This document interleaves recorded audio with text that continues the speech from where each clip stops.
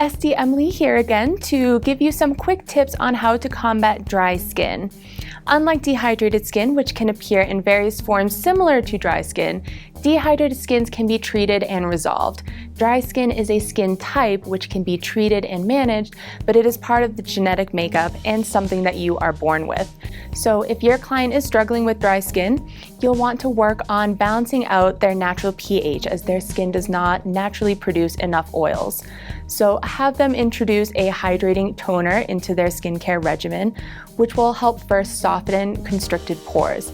This will allow any product that's placed on the skin afterwards to penetrate even deeper. Then they can focus on oil-rich products and creams that will help fully nourish and moisturize their skin. This will ultimately help your client's skin feel and appear healthier, as well as fight off signs of premature aging.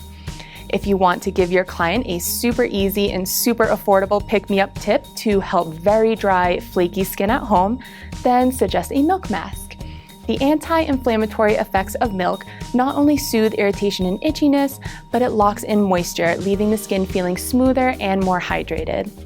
So please become a member with us and check out my blog at ascpskincare.com for more information on dry and dehydrated skin types and other tips to share with your clients.